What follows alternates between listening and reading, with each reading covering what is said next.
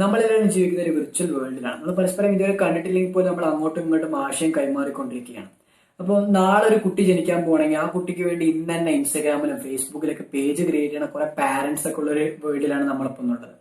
അപ്പൊ ഇന്ന് ഈ ഒരു വിർച്വൽ വേൾഡിന്റെ പ്രത്യേകത എന്ന് പറയുകയാണെങ്കിൽ ഇപ്പോൾ നേതാക്കന്മാരാണെങ്കിൽ ശരി, അല്ലെങ്കിൽ സെലിബ്രിറ്റീസ് ആണെങ്കിൽ ശരി, അവരുടെ ഒരു ആശയം ജനങ്ങൾക്കിടെ എത്തിക്കാൻ, അല്ലെങ്കിൽ അവർക്ക് ജനങ്ങൾക്കിടെ ഒരു ഇമ്പാക്ട് കൊടുക്കാൻ, അല്ലെങ്കിൽ ജനങ്ങളൊരു ഇൻഫ്ലുവൻസ് ചെയ്യാനൊക്കെ അവർക്ക് വളരെയധികം പെട്ടെന്ന് ഹെൽപ്ഫുൾ ആണെന്നാണ് ഈ സോഷ്യൽ മീഡിയകൾ. അപ്പോൾ ഇത്തരം സോഷ്യൽ മീഡിയയിലൊന്നും ഒരു അംഗത്വവും ഇല്ലാതെ, അതായത് ഈ ഒരു സോഷ്യൽ മീഡിയയിലൊന്നും ഒരു അക്കൗണ്ട് ഒന്നും ഇല്ലാത്ത ഒരു നടൻ, അദ്ദേഹം ഒരു ഇന്ത്യൻ നടനാണെന്ന് പറയുമ്പോൾ നമുക്ക് വളരെയധികം കൗതുകമായിരിക്കും. ആരാണ് ആ നടൻ, അല്ലെങ്കിൽ ആരായിരിക്കാം, എന്താണ് അദ്ദേഹത്തിന്റെ പേര് എന്നൊക്കെ നമുക്ക് അറിയാൻ വളരെയധികം കൗതുകം ഉണ്ടാവും. അപ്പോൾ അതുപോലെ തന്നെ നമുക്കറിയാം, നമ്മുടെ ഈ ഒരു ഫിലിം ഇൻഡസ്ട്രിയുടെ പ്രത്യേകത പറയുകയാണെങ്കിൽ വളരെയധികം ടാലന്റ് ആയിട്ടുള്ള ആക്ടേഴ്സ് അല്ലെങ്കിൽ കഴിവുകളുള്ള നടന്മാർ മാത്രമേ ഫിലിം ഇൻഡസ്ട്രിയിൽ പച്ച പിടിച്ച് കയറിയുന്ന ഒരു കാലം ഉണ്ടായിരുന്നു. അതിനുശേഷം ആ ട്രെൻഡൊക്കെ മാറി ലുക്ക് അല്ലെങ്കിൽ സ്റ്റൈലിഷ് ആയിട്ടുള്ള ആക്ടേഴ്സ്, ഇങ്ങനെ കുറെ പരിഷ്കാരങ്ങൾ വന്നു തുടങ്ങി. അപ്പോൾ ഇങ്ങനെ സ്റ്റൈല് അല്ലെങ്കിൽ ലുക്കിന്റെ ബേസിൽ മാത്രം ഈ ഫിലിം ഇൻഡസ്ട്രി കടന്നു വരികയും, പക്ഷെ ഇന്ന് അദ്ദേഹം അഭിനയിക്കുന്ന ക്യാരക്ടറുകൾ എങ്ങനെയാ പറയുകയാണെങ്കിൽ, അദ്ദേഹത്തിന് 48 വയസ്സായെങ്കിൽ ആ 48 വയസ്സിൽ അദ്ദേഹത്തിന്റെ രൂപം എന്താണോ അതേ രൂപത്തിൽ അദ്ദേഹത്തിന്റെ സിനിമയിൽ പ്രത്യക്ഷപ്പെടുകയും ആ ഒരു രൂപം തന്നെ ഇങ്ങനൊരു ട്രെൻഡ് സെറ്റാക്കി മാറ്റുകയും ചെയ്ത ഒരു നടനെ പറ്റിയാണ് നമ്മൾ സംസാരിക്കാൻ പോകുന്നത്.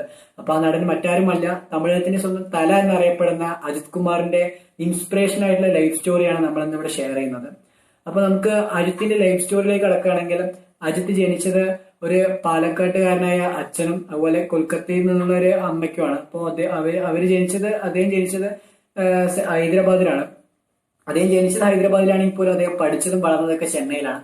അദ്ദേഹത്തിന് രണ്ട് സഹോദരങ്ങളുണ്ട്, ഒരു ഏട്ടനും ഒരു അനിയനും. അദ്ദേഹത്തിന് അനിയൻ IIT ഗ്രാജുവേറ്റ് ആണ്, അതുപോലെ ഏട്ടനും ഒരു ബിസിനസ് ആണ്, അച്ഛനും ഒരു ബിസിനസ് ആണ്. അപ്പോൾ അദ്ദേഹം ഇങ്ങനെ ഒരു നല്ലൊരു ഒരു വെൽ സെറ്റിൽ ആയിട്ട് ഒരു മിഡിൽ ക്ലാസ് ഫാമിലിയിൽ അദ്ദേഹം ജനിച്ചത്.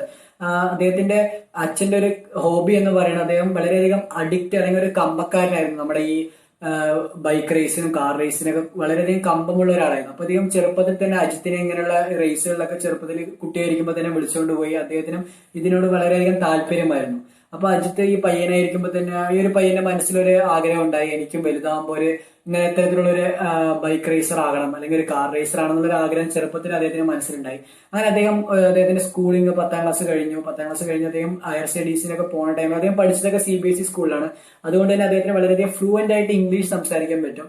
പിന്നെ അദ്ദേഹത്തിന്റെ മദർ ടങ് പറയുമ്പോൾ, അതായത് നമുക്കറിയാം അദ്ദേഹത്തിന്റെ അമ്മ ഒരു കൊൽക്കത്തക്കാരായതുകൊണ്ട് തന്നെ അദ്ദേഹത്തിന് തമിഴൊന്നും അത്ര വശമായിരുന്നില്ല. അപ്പൊ അദ്ദേഹം സംസാരിക്കുന്ന തമിഴ് ഇന്നും അദ്ദേഹത്തിന്റെ ഒരു ഹേറ്റേഴ്സ് അദ്ദേഹത്തിന് ഒരു കുറ്റമായി പറയുന്നത് അദ്ദേഹത്തിന് സംസാരിക്കാൻ അറിയില്ല, അങ്ങനെയുള്ള ഒരു രീതിയിൽ അദ്ദേഹത്തിന് ഡയലോഗ്സ് ഒന്നും പറയാൻ പറ്റില്ല, അങ്ങനെ കളിയാക്കുമായിരുന്നു. പക്ഷെ യഥാർത്ഥത്തിൽ അദ്ദേഹം മദർ ടങ് എന്ന് പറയുന്നത് തമിഴല്ല. പക്ഷെ പിന്നീട് അദ്ദേഹം തമിഴ് ഈ ഫിലിം ഇൻഡസ്ട്രിക്ക് വന്നിട്ടാണ് തമിഴ് ഫ്ലുവന്റ് ആയി സംസാരിക്കാനൊക്കെ തുടങ്ങിയത്. അങ്ങനെ അദ്ദേഹം ഈ ഇംഗ്ലീഷ് വളരെയധികം ഫ്ലുവന്റ് ആയി സംസാരിക്കാൻ പറ്റുന്ന ഒരു ആളായതുകൊണ്ട് തന്നെ അദ്ദേഹത്തിന് അദ്ദേഹം അദ്ദേഹത്തിന് പഠിച്ച കാര്യങ്ങൾ, അതായത് അദ്ദേഹം പഠിച്ചുകൊണ്ടിരിക്കുമ്പോൾ അദ്ദേഹം അച്ഛനോട് പറഞ്ഞു, അച്ഛൻ ഇതിൽ കൂടുതൽ എനിക്ക് പഠിക്കാൻ പറ്റില്ല. അപ്പൊ അച്ഛൻ പറഞ്ഞു, എന്നാ മോനെ ഞാൻ നിനക്ക് 2 ഓപ്ഷൻസ് തരാം. ഒന്നില്ലെങ്കിൽ നീ ഫർദർ ആയിട്ട് പഠിച്ചോ, ഞാൻ നിന്റെ ചെലവൊക്കെ ഏറ്റെടുക്കാം. അല്ലെങ്കിൽ നീ ഒരു പണിക്ക് പോകണം, അല്ലാതെ നീ വീട്ടിൽ ഇവിടെ വെറുതെ ഇരിക്കാൻ അതിനെ വിടില്ല. അതായത് നീ വെറുതെ ഇരിക്കുകയാണെങ്കിൽ നീ മറ്റുള്ള കുട്ടികളോട് ചേർന്ന് അങ്ങനെ നമ്മളുടെ ഈ പാരന്റ്സിന്റെ അതേ സെയിം നേച്ചർ അദ്ദേഹം ഒരു ഉപദേശം കൊടുത്തു. അപ്പോ അജിത്ത് പറഞ്ഞു, തന്നെ പണിക്ക് പോകാന്ന് പറഞ്ഞാൽ അജിത്ത് ആദ്യമായിട്ട് വർക്ക് ചെയ്തത് ഒരു മെക്കാനിക് ആയിട്ടാണ്. അദ്ദേഹം ഇന്ന് ഇത്രയും സക്സസ്ഫുൾ ആയിട്ട് ആക്ടർ ആണെങ്കിൽ പോലും അദ്ദേഹത്തിന്റെ കരിയർ സ്റ്റാർട്ട് ചെയ്ത ഒരു മെക്കാനിക് ആയിട്ടാണ്. അങ്ങനെ അദ്ദേഹം മെക്കാനിക്കൽ കരിയർ ഇങ്ങനെ അദ്ദേഹത്തിന്റെ പാഷൻ ആയിട്ടുള്ള ഈ കാർ റേസ് ബൈക്ക് റേസിൽ അദ്ദേഹം വളരെയധികം പാഷനേറ്റ് ആയിരുന്നു. അപ്പൊ അങ്ങനെ അദ്ദേഹം ഈ പാഷനും അതിന്റെ കൂട്ടത്തിൽ അദ്ദേഹം കൊണ്ടുപോയിരുന്നു.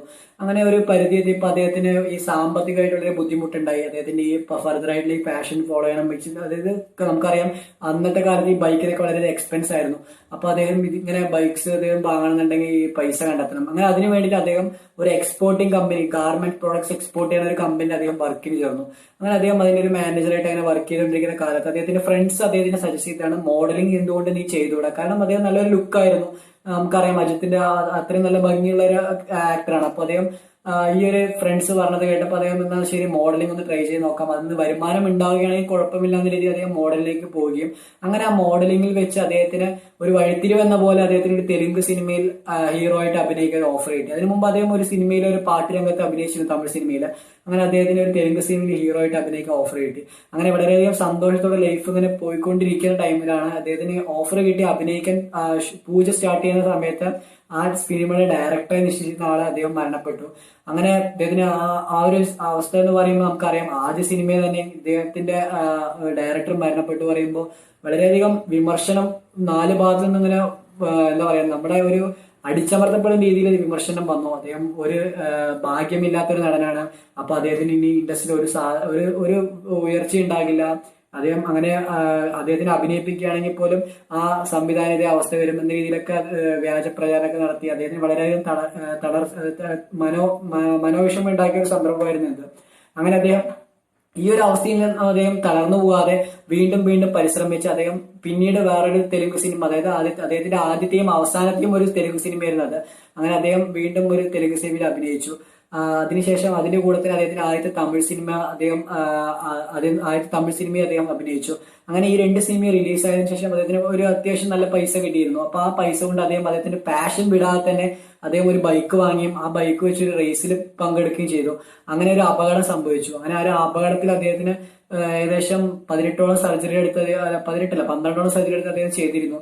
അങ്ങനെ അത്രയും സർജറി ചെയ്തതിനു ശേഷം ഡോക്ടർമാര് പറഞ്ഞ 2 വർഷത്തോളം അദ്ദേഹം ബെഡ് റെസ്റ്റ് തന്നെ ആയിരിക്കണം, അദ്ദേഹത്തിന് വേറെ ഒന്നും ചെയ്യാൻ പറ്റില്ല എന്ന് പറഞ്ഞു. പക്ഷെ അദ്ദേഹം ആ ബെഡ് റെസ്റ്റ് കിടക്കുമ്പോൾ തന്നെ വേറൊരു സിനിമയില് ഒരു റോള് അഭിനയിച്ചിരുന്നു. അതെന്ത് റോൾ എന്ന് വെച്ച് കഴിഞ്ഞാൽ ബെഡിൽ ഫുൾ ടൈം ബെഡിൽ കിടക്കുന്ന ഒരു കുട്ടി, വയ്യാത്തൊരു കുട്ടിയുടെ പോലെ ഒരു റോൾ ചെയ്തിരുന്നു. അങ്ങനെ അദ്ദേഹം 2 വർഷം ശേഷം റിക്കവർ ചെയ്ത് വന്നു. റിക്കവർ ചെയ്ത് വന്നെങ്കിൽ അദ്ദേഹത്തിന് ചെറിയ ചെറിയ റോൾസേ കിട്ടിയിരുന്നുള്ളൂ. അന്നത്തെ യുവതാരങ്ങളിൽ മുന്നിൽ നിന്ന് പ്രശാന്ത്, വിജയ് അവരുടെ കൂടെയൊക്കെ ചെറിയ ചെറിയ ഗസ്റ്റ് റോൾ, അങ്ങനത്തെ മെയിൻ ചെറിയ ചെറിയ റോൾസ് ചെയ്ത് അദ്ദേഹം വന്നു. പക്ഷെ അതിന് പിന്നീട് വഴിത്തിരിവായിട്ട് വീണ്ടും ഒരു ഹീറോ ആയിട്ടുള്ള ഒരു ക്യാരക്ടർ ലഭിച്ചു. അങ്ങനെ അദ്ദേഹം അതില് വളരെ ഭംഗിയായി ചെയ്തു. അത് വളരെയധികം മികച്ചൊരു ഹിറ്റായി മാറി. അങ്ങനെ അതിനുശേഷം കണ്ടിന്യൂ ആയിട്ട് കുറെ ഹിറ്റ് സിനിമകൾ അങ്ങനെ വന്നുകൊണ്ടിരുന്നു. പക്ഷെ ഇടയിൽ കുറെ ഫ്ലോപ്പ് വന്നതും അദ്ദേഹത്തിന് അത് വളരെയധികം ബാധിച്ചെങ്കിലും പക്ഷെ അദ്ദേഹം അതൊന്നും മൈൻഡ് ചെയ്തില്ല. കാരണം അദ്ദേഹം എന്താണോ അദ്ദേഹത്തിന്റെ ഗോൾ അത് മാത്രമേ അദ്ദേഹം ശ്രദ്ധിച്ചുള്ളൂ. അതിന്റെ കൂടെ തന്നെ അദ്ദേഹം അതിന്റെ പാഷനായിട്ടുള്ള ഈ ബൈക്ക് റേസ് ആണെങ്കിൽ ശരി, അതെല്ലാം അദ്ദേഹം അതിന്റെ കൂടെ തന്നെ അദ്ദേഹം ക്യാരി ചെയ്ത് കൊണ്ടുപോയി.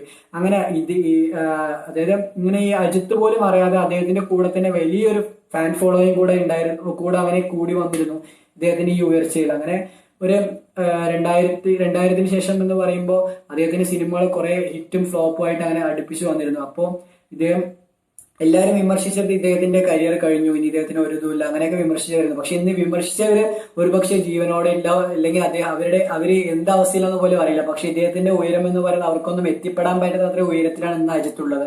അങ്ങനെ ഇദ്ദേഹം ഈ ഒരു ഉയർന്ന നിലയിലെത്തിയ ഇദ്ദേഹം ഇന്നും അദ്ദേഹത്തിന്റെ പാഷൻ അതുപോലെ തന്നെ കൊണ്ടുപോയിട്ടുണ്ട്. അദ്ദേഹം ഇന്ന് ഇന്ത്യയിലെ തന്നെ ഏറ്റവും വിരലെണ്ണാൻ പറ്റുന്ന ആൾക്കാരിൽ ഒരാളാണ്. അതായത് ഫോർമുല 1 ട്രാക്ക്, വേൾഡ് ട്രാക്കിൽ ഫോർമുല 1 ഡ്രൈവ് ചെയ്തിട്ടുള്ള ഒരാളാണ്. അപ്പോ അദ്ദേഹം ഈ ഇന്ത്യയിൽ തന്നെ ഒരു ആക്ടറും ഇതുവരെ ചെയ്തൊരു കാര്യമാണ് അത്. അതുപോലെ തന്നെ മോട്ടോ ജിപിയിൽ അദ്ദേഹം മത്സരിച്ചിട്ടുണ്ട്. അങ്ങനെ കുറെ കാര്യങ്ങൾ അദ്ദേഹത്തിന് പാഷനായിട്ടുള്ള കാര്യം അത് കൈവിടാതെ തന്നെ കൊണ്ടുപോയി. ഇതിന്റെ ഇടയിൽ തന്നെ അദ്ദേഹത്തിന് 18 മേജർ സർജറി ചെയ്തിട്ടുണ്ട്. അതിൽ 15 അദ്ദേഹത്തിന് ചെയ്തിട്ടുള്ള സ്പൈനൽ കോഡ്സിലാണ്. അപ്പൊ ഈ സ്പൈനൽ കോഡ്സിൽ സർജറിക്ക് ശേഷം ഡോക്ടർമാർ പറഞ്ഞത് ഈ ഒരു സർജറി നോർമലായിട്ട് ഒരു മനുഷ്യനെ അടിച്ചു നടക്കാൻ പറ്റില്ല. അതായത് ഇതിനുശേഷം അദ്ദേഹത്തിന്റെ കരിയർ ഓവർ എന്നൊക്കെ പറഞ്ഞു. പക്ഷെ പിന്നീട് അദ്ദേഹം റിക്കവർ ചെയ്ത് വന്ന് വീണ്ടും ഹിറ്റുകളും അദ്ദേഹത്തിന്റെ ഫാൻസിന് അദ്ദേഹം ഒരിക്കലും നിരാശപ്പെടുത്താത്ത രീതിയിൽ നല്ല നല്ല സിനിമകൾ സമ്മാനിച്ചുകൊണ്ടിരുന്നു. അപ്പോ ഇങ്ങനെ ഒരു ഹിറ്റ് മേക്കർ എന്ന രീതിയിൽ അദ്ദേഹം വളർന്നുകൊണ്ടിരിക്കുന്ന സമയത്ത് 2011 അപ്രതീക്ഷിതമായിട്ട് അദ്ദേഹത്തിന്റെ എല്ലാ ഫാൻസ് അസോസിയേഷനും പിരിച്ചുവിടുകയും അദ്ദേഹം ഫാൻസിനോട് പറഞ്ഞത് നിങ്ങൾ എനിക്ക് വേണ്ടി പ്രവർത്തിക്കണം, നിങ്ങളുടെ കുടുംബത്തിന് വേണ്ടി പ്രവർത്തിക്കണം എന്ന് പറഞ്ഞ് അദ്ദേഹം വീണ്ടും ഫാൻസിനിടയിൽ വളരെയധികം ഉയർന്ന ഒരു മനുഷ്യനായി മാറുകയായിരുന്നു. അങ്ങനെ അദ്ദേഹത്തിന് വീണ്ടും വളരെയധികം മികച്ച ഒരു ഫാൻ ബേസ് വീണ്ടും അദ്ദേഹത്തിന്റെ കൂടെ തന്നെ വന്നു. ഇന്നും തമിഴ്നാട്ടിൽ തന്നെ ഒരു മികച്ച ഓപ്പണിംഗ് കളക്ഷൻ കിട്ടുന്ന സിനിമകൾ അദ്ദേഹത്തിന്റെ സിനിമകളായിരിക്കും. അങ്ങനെ നല്ലൊരു റേഞ്ചിലുള്ള ഒരു അദ്ദേഹത്തിന്റെ കരിയർ ഉണ്ടെങ്കിൽ പോലും അദ്ദേഹം ആ പാഷൻ, അതായത് അദ്ദേഹത്തിന്റെ റേസിംഗ് എന്ന പാഷനും അതുപോലെ ഇന്നും അദ്ദേഹം തമിഴ്നാട്ടിലെ പ്രമുഖമായിട്ടുള്ള IIT-കളിലൊക്കെ അദ്ദേഹം എയറോഡൈനാമിക്സിനെ പറ്റി ക്ലാസ് എടുത്തു കൊടുക്കും. വെറും 10ാം ക്ലാസ് മാത്രം ഫെയിലായ ഒരു വ്യക്തിയാണ്, പാസ്സായ വ്യക്തിയും കൂടിയല്ല. അപ്പൊ അദ്ദേഹം ഇന്നും അത്രയും അദ്ദേഹത്തിന്റെ പാഷനായിട്ടുള്ള ആ കാര്യങ്ങളൊക്കെ അതേപോലെ കൊണ്ടുപോവുകയും അതിനെപ്പറ്റി ഇന്നും വളരെ ഉയരങ്ങളിലേക്ക് എത്തിയ ആൾക്കാരായിട്ട് ചർച്ച ചെയ്യുന്ന കുറെ കാര്യങ്ങൾ നമുക്കറിയാം. അപ്പോ അദ്ദേഹത്തിന്റെ ഈ ഒരു ഈ ഒരു ഇൻസ്പിറേഷൻ ആയിട്ടുള്ള സ്റ്റോറി എന്ന് പറയുന്നത് നമുക്ക് എല്ലാവർക്കും ഒരു മോട്ടിവേഷൻ ആണ്. അപ്പൊ നിങ്ങളുടെ ഫ്രണ്ട്സ് ആണെങ്കിൽ പോലും അവര് ഇങ്ങനെ എനിക്ക് ഒന്നും ചെയ്യാൻ പറ്റില്ല, എന്റെ പാഷനൊക്കെ എനിക്ക് ഫോളോ ചെയ്യുകയാണെങ്കിൽ എന്റെ കരിയർ ഒക്കെ പോകും അങ്ങനെ പറഞ്ഞിരിക്കുന്നവരാണെങ്കിൽ അവരോട് ഓർമ്മപ്പെടുത്താം. കാരണം ഈ ഒരു വീഡിയോ അവർക്ക് ഷെയർ ചെയ്ത് കൊടുക്കണം. അവർക്ക് ഒരു പാഷൻ ഉണ്ടെങ്കിൽ അതിനെ ഫോളോ ചെയ്യുക. എന്തെങ്കിലും നിങ്ങളുടെ പാഷൻ നിങ്ങളെ സക്സസ്ഫുൾ ആയിട്ടുള്ള രീതിയിൽ എത്തിക്കും.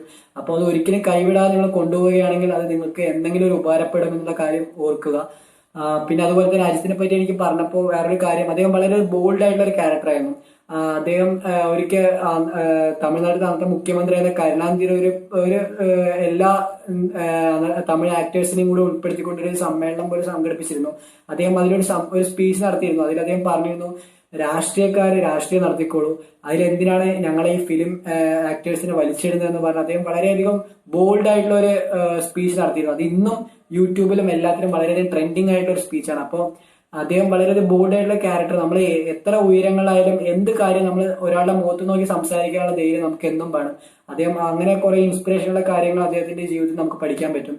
അപ്പൊ നിങ്ങളുടെ ഏതെങ്കിലും ഫ്രണ്ട്സ് ഇങ്ങനെ ഡിസപ്പോയിന്റ് ആയിട്ടുള്ള ഫ്രണ്ട്സ് ഇരിക്കുകയാണെങ്കിൽ അല്ലെങ്കിൽ പോലെ എനിക്ക് ജീവിതത്തിൽ എന്താ ചെയ്യുക, അല്ലെങ്കിൽ എന്റെ ഒരു പാഷൻ ഇതാണ് പക്ഷെ എനിക്ക് അതിലൊന്നും എത്തിപ്പെടാൻ പറ്റില്ല എന്ന് തോന്നുന്നു, അങ്ങനെ നിരാശയായിരിക്കുന്നവർക്കൊക്കെ ഈ വീഡിയോ ഒന്ന് ഷെയർ ചെയ്ത് കൊടുക്കുക. അവർക്ക് ചെറിയൊരു രീതിയിലുള്ള ഒരു മോട്ടിവേഷൻ ഇതിൽ കിട്ടുമെന്ന് പ്രതീക്ഷിക്കുന്നു. അപ്പൊ വീഡിയോ നിങ്ങൾക്ക് ഇഷ്ടമായെങ്കിൽ സബ്സ്ക്രൈബ് ചെയ്യാം. അതിനോടൊപ്പം തന്നെ നിങ്ങൾക്ക് ഇനി വേറെ ഏതെങ്കിലും ടോപ്പിക്ക് സംസാരിക്കണമെങ്കിൽ നിങ്ങൾക്ക് കമന്റ് ചെയ്യാം. സോ അത്ര തന്നെ. Thank you.